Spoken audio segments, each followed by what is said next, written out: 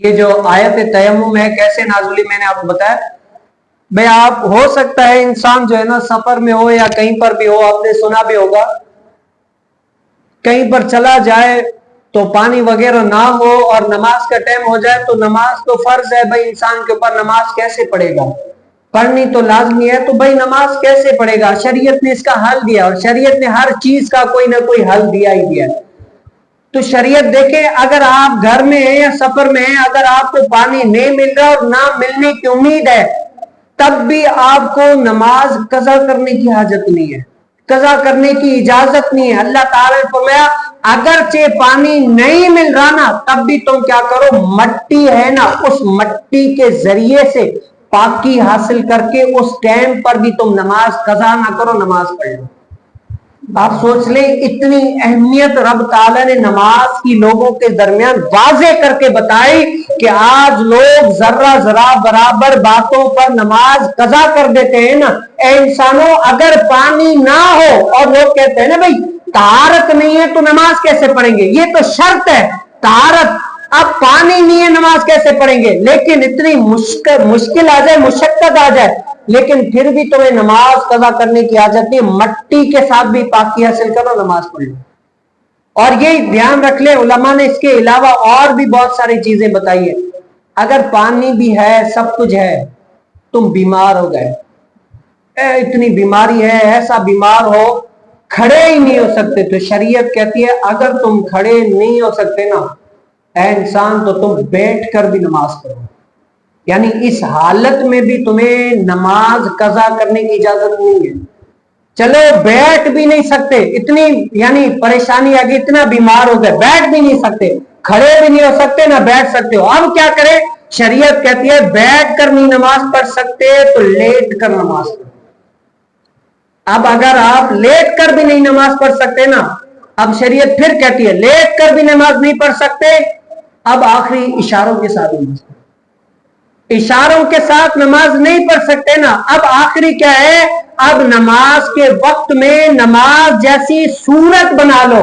اے انسان پھر بھی تمہیں نماز قضا کرنے کی حاجت نہیں ہے, اجازت ہی نہیں ہے. اور علماء ہمارے یہ فرماتے ہیں کہ اگر انسان ایک ہے سمندر کے اندر ڈوبا جا رہا ہے, وہ بالکل آخری طے ہے, اب اس کا مرنا طے ہے کہ بھئی میں مروں گا ہی مروں گا, اب سانسیں بالکل آخری ہے, یہ مرنے کا طے ہے, یہ اس کے یقین ہو چکا ہے, لیکن آخر کار اللہ نے چاہا سمندر کے اندر اس کے ہاتھ میں ایک پھٹا آ گیا. کیا آ گیا, سمندر کے اندر ایک کے ہاتھ میں پھٹا آ گیا, اس کے اوپر آ گیا. اب علماء فرماتے ہیں اس ٹائم پر بھی اذان ہو جائے نا, اللہ اکبر کی صدائیں آ گئی اور اس کو پتا چل گیا کہ نماز کا وقت ہے, علماء کہتے ہیں کہ اس حالت میں بھی اس شخص کو نماز قضا کرنے کی اجازت نہیں ہے. کیا کرے, اس ٹائم پر بھی اپنا سر جو ہے نا اس پھٹے کے اوپر بھی رکھے اور یہ کہے کہ نماز میں نے نہیں قضا کرنی, اس ٹائم پر بھی نماز پڑھنی. آپ ذرا سوچ لیں اس ٹائم پر بندے کو نماز کی نہیں اپنی جان کی پڑی رہتی ہے کہ اللہ بچا لے بس, یہ وہ اتنی سب کچھ سوچ ہی نہیں ہوتا کہ بھئی اب کرنا کیا, انسان کا دماغ کی کام کرنا بند کر دیتا ہے. لیکن شریعت کہتی ہے اس ٹائم پر بھی تمہیں نماز پڑھنی ہے. اور اس کے بعد آپ کہتے ہیں محرم الحرام میں امام حسین کی آپ نیازیں بانٹتے ہیں, شربتیں لوگوں کو پلاتے ہیں, سب کچھ کرتے ہیں. آپ سوچ لیں امام حسین کا فلسفہ سمجھ لیں, بھائی اتنے سارے تیر ہیں, اتنے ساری مشکلات ہیں, اتنے سارے یہ یزیدی ہیں جان کے اوپر آئے ہوئے ہیں, کہتے ہیں کہ کسی بھی طریقے سے ہم مسلمانوں کو ان کو قتل کر دیں گے, ختم کر دیں گے. اتنے تو بدبخت ہیں کہ اس سے پہلے پتا چل گیا ہے کہ معصوم جو چھوٹے چھوٹے بچے ان کو بھی انہوں نے تلواریں مار کر شہید کر دیا. اتنے تو بدبخت ہیں, اتنے تو یعنی خبیث انسان ہے کہ ان کے اوپر رحم ہے ہی نہیں, چھوٹے چھوٹے بچوں کو بھی شہید کر دیا. لیکن امام حسین کا فلسفہ تو دیکھیں کہ آخر کار اتنے تیروں کے بیچ میں بھی گھوڑے سے اتر کر پھر بھی اپنا سر سجدے میں رکھ دیا. پتا ہے کہ بھئی اتنی مشکلات ہے, اگر کوئی پیچھے آ گیا تو مجھے ختم ہی کر دے گا, لیکن پھر بھی اتنی مشکل میں بھی اپنا سر سجدے میں رکھ دیا. گویا کہ حسینی کہلانے والے کو یہ دس دیا کہ کسی بھی طریقے سے تمہیں اللہ کا فرض نہیں چھوڑنا, نماز پڑھنی ہی پڑھنی ہے. آج جو میں اور آپ سر میں درد ہو جائے نماز قضا, دنیاوی کام آ جائے نماز قضا. اسی لیے آپ سوچ لیں پہلے کے دور میں لوگ کھجور کھا کر بھی گزارا کر لیتے تھے, खाना नहीं था। आज मेरे घर में अल्हम्दुलिल्लाह पूरे माह का राशन पड़ा हुआ है, आपके घर में पूरा माह का राशन पड़ा हुआ है, अच्छी खासी नौकरी है, पैसे भी है, उम्मीद भी है कितने मेरे पैसे बैंक में मौजूद है, और कहीं भी मुश्किलात में आई तो मैं इस काम में ये सामना कर सकता हूं। लेकिन फिर भी क्या वजह है कि इतना पैसा, इतना रिस्क होने के बावजूद फिर भी हमारे पास क्या है कि रिस्क में बरकत नहीं है।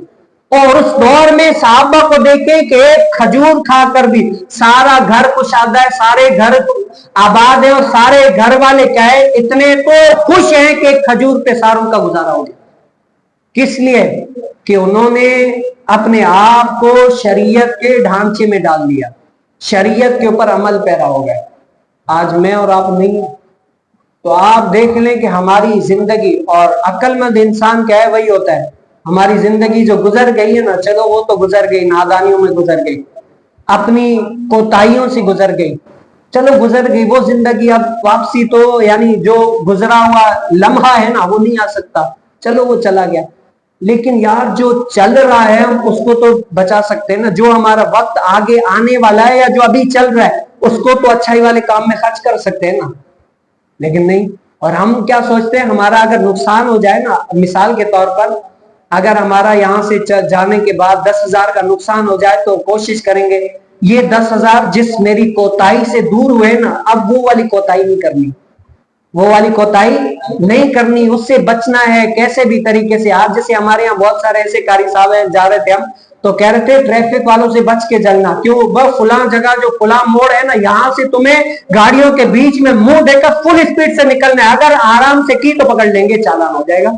क्यों? हमारे ऊपर भी बहुत सारी ऐसी है, तो वो उस जगह से बचने की कोशिश करता है। अक्लमंद इंसान वो होता है। लेकिन जो बेवकूफ होता है ना, पता है यहां से मैंने धोखा खाया है, यहां से मैंने नुकसान खाया है, लो बार बार वही गलती करेगा। तो इसीलिए दुनियावी एतबार से हमें वो नुकसान भी समझ में आ रहा होता है, सब कुछ आ रहा होता है, लेकिन दीनी एतबार से और मेरी जिंदगी इतनी सारी गफलत में गुजर रही है। और कयामत वाले दिन अल्लाह का कुरान ये फरमा रहे, फमन यामल मिस्काल ज़र्रतिन खैरन यरा वमन यामल मिस्काल ज़र्रतिन शर्रन यरा। कयामत वाले दिन जर्रे जर्रे का हिसाब है, भलाई करोगे उसको भी देखोगे, बुराई करोगे उसको भी देखोगे। और दुनिया का निजाम है, आज अगर कोई बंदा बुराई वाला काम करता है तो दुनिया के एतबार से सीसीटीवी कैमरे में रिकॉर्ड होकर उसको दिखाया जाता है कि ये काम तुमने गलत किया, ये इसका सबूत है। कयामत वाले दिन इतना रब ताला जब इंसान को आएगा ना सब कुछ, और उलमा कहते हैं कि कैमरे की तरह इंसान को दिखाया जाएगा कि ये तुमने काम किया है, लेकिन उस चीज की इंसान को फिक्र ही नहीं है। पता है क्यों? उसकी अहमियत नहीं है। वो ये कहता है वहां जी जब मरेंगे तब पता चलेगा, और तब पता नहीं, तब तो इंसान को अब जो करना है ना यहीं पर करना है, इसके बाद सब कुछ खत्म ही करना है। तो अल्लाह ताला हमें क्या है, इस बात पर ना सोचने की तौफीक नसीब फरमाए कि यार जो गुजर गया। और ये भी याद रख ले, मैं ये भी कहा करता हूँ, शायद मैंने 2-3 साल पहले यहीं पर कहा था कि आप अच्छे हो ना इसलिए अच्छे हो कि यार मैं अच्छा होऊंगा तो मेरी औलाद भी अच्छी होगी। वरना ये साइंसी तौर पर कहते हैं कि जो आदात अतवार बाप के अंदर, माँ के अंदर पाई जाती है, वही आदात और अतवार उसके बच्चे के अंदर भी पाई जाती है। अब आप अपने लिए सोचें कि मेरे अंदर कौन सी ऐसी खसलतें, आदतें हैं जो अच्छी हैं, तो अल्लाह का शुक्र है मेरी ये आदत मेरे बच्चों पर भी कन्वर्ट होगी। और जो आदात अतवार बुरे हैं ना, तो आप यकीन जाने, अगरचे आप अपने मुंह से कह ले नहीं जी मैं अपने बच्चे को दूर रखूंगा, ये करूंगा वो करूंगा, यकीन जाने ये सारी बुराइयां आपकी औलाद में भी कन्वर्ट हो जाएंगी। आप अगरचे ज़हनी तौर पर ना माने, लेकिन ऑथेंटिक बात यही है जो मैं कह रहा हूं। तो अल्लाह ताला हमें दीन के ऊपर अमल पैरा होने की तौफीक नसीब